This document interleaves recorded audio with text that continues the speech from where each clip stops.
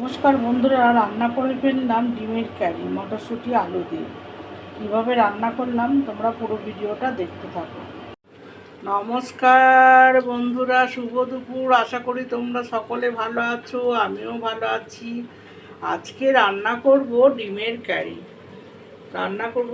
কারি। তাতে লাগবে ডিম, আলু, একটু মটরশুঁটি, একটু পেঁয়াজ কুচি, সব রকম গুঁড়ো মশলা, নুন, মিষ্টি, আদা, জিরে গুঁড়ো, ধনে গুঁড়ো, লঙ্কা গুঁড়ো, একটু কাশ্মীরি লঙ্কা গুঁড়ো, আর আদা রসুন পেস্ট। আর এদিকে ফোড়নে লাগবে তেজপাতা, শুকনো লঙ্কা, আর এদিকে পেস্টে লাগবে পেঁয়াজ, ধনে পাতা, কাঁচা লঙ্কা, টমেটো। কীভাবে রান্না করি পুরো ভিডিওটা তোমরা দেখতে থাকো। দেখো বন্ধুরা, ডিম আলুটা ভেজে নেবো।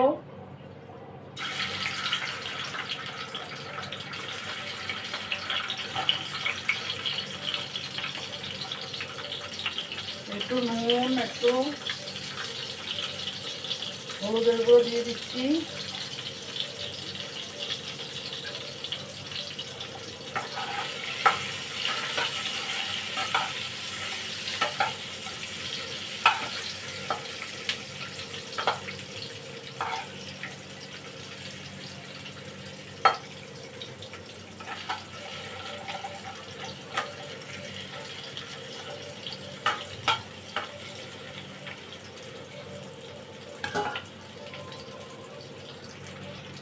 দেখো বন্ধুরা, ডিম আলুটা সিদ্ধ হয়ে গেছে, এবার আমি তুলে নিচ্ছি।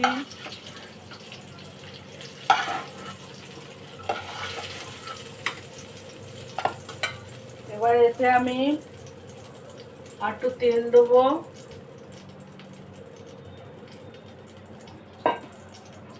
দিয়ে 5 ফোড়ন, শুকনো লঙ্কা, তেজপাতাটা ফোড়ন দেবো।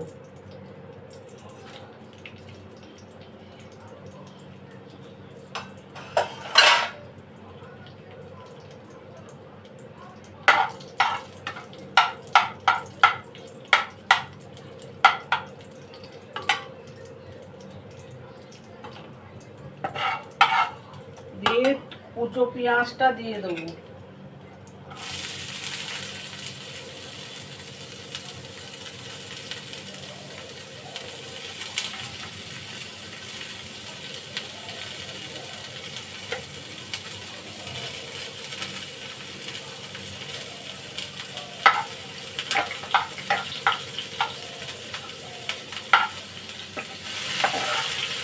কুচো পেঁয়াজটা ভাজা ভাজা করে নেবো।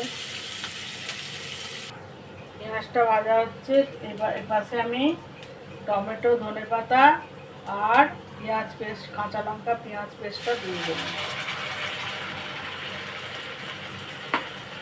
আর একটু রসুন আদা পেস্ট দিয়ে দিলাম।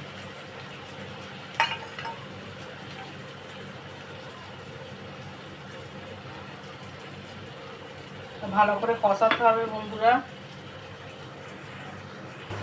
দেখো বন্ধুরা, মশলাটা প্রায় কষানো হয়ে গেছে, এবার পুরো মশলাগুলো দিয়ে দিলাম।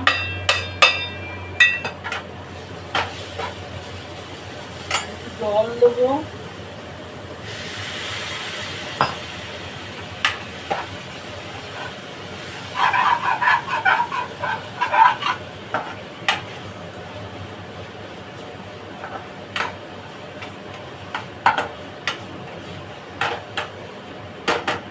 এবারে একটু ঢাকা দিয়ে দেবো। এবার দেখো বন্ধুরা, মটরশুঁটিগুলো দিয়ে দিলাম।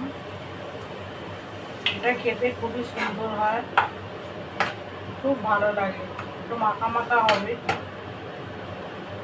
মশলাটা প্রায় কষানো হয়ে গেছে, মটরশুঁটিগুলো সিদ্ধ হওয়ার জন্য আর একবার ঢাকা দিলাম। মশলাটা ভালো মতো কষানো হয়ে গেছে বন্ধুরা, এবার আমি একটু জল দিয়ে দেবো।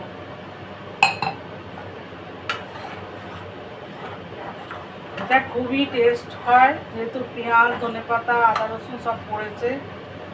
এবার আমি আলুগুলো দিয়ে দেবো।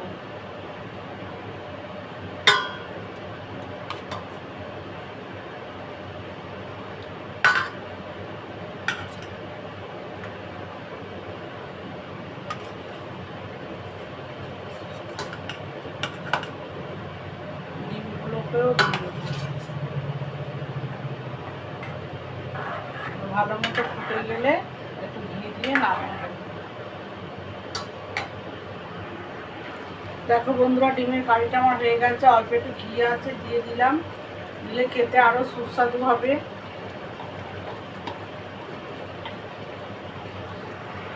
দেখো বন্ধুরা, রান্নাটা আমার এরকম হয়েছে।